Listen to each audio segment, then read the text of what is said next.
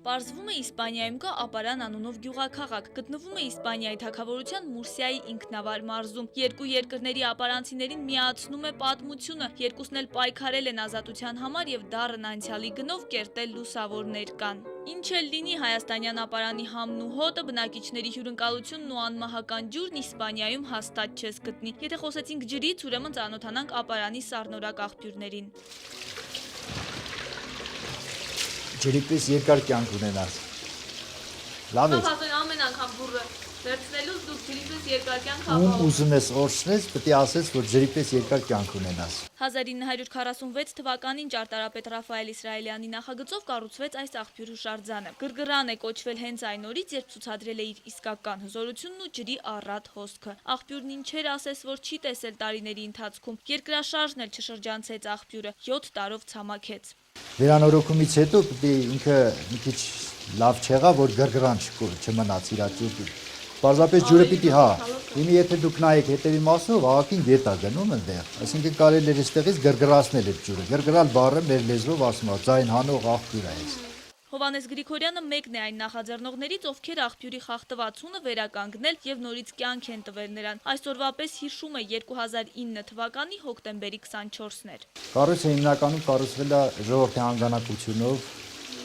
հավաքվել է տաներից, օգնություն հավաքվել, այն ժամանակ դե երևի գումար չէ, դեռ սկսել են հավաքվել մթերքով, ամեն ինչով, Երկար ընթացք ենք մաղթում աղբյուրին, այստեղ կա նաեւ սիրո աղբյուր։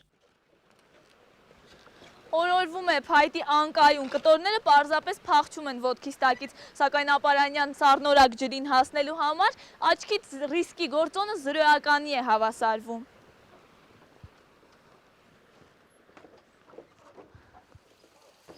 Ձեր խոնարհ ծառա Պետրոսյան, այսպես ներկայացավ մեզ այս պապիկն, ով հաշիվնել է կորցրել, թե քանի տարեկան է ու քանի տարի է ապրում ապարանում։ Մոտավորապես 80 կամ 81, որովհետև տասնամյակներ առաջ դժվար տարիներին մայրը շփոթել է ծննդաբերության հստակ թիվը։ Փոխարենը պապիկը շատ լավ է հիշում սիրո աղբյուրի ստեղծման պատմությունն ու տարեգրությունը։ Մեր ապարանից մի լավ տղա,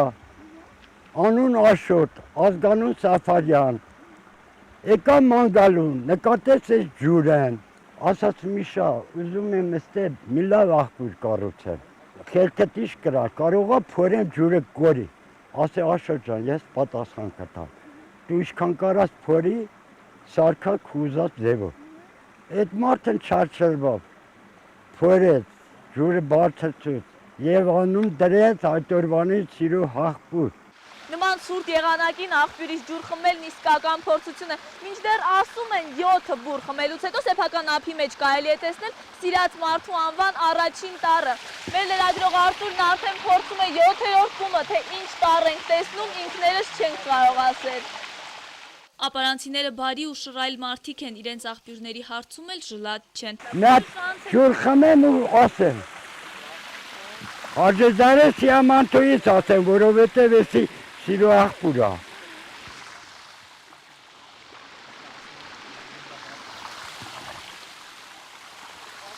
Ինչ կա սարերի սիամանտո, խոսեց բեգը մեղմագին, գայլը սարից ոչխատ տարած, հեսր չունեց կողակին, հովիվն ասավ, թե ծաղկում է սարի վրա ամեն մի բան, միայն ես եմ թոշտում սիրուց, հարս եմ ուզում աղջկատ, ինչ ասացի, գորած բեգը ձերքը դրեց խանչալի։ Օրինական հպարտությունից Արագածի ադամանդ աղբյուրների ջրից բաժին են հատկացնում մեզ բոլորիս։ Ասում են ջուրը համ ու հոտ չունի, ապարանում մենք պարզեցինք հակառակը։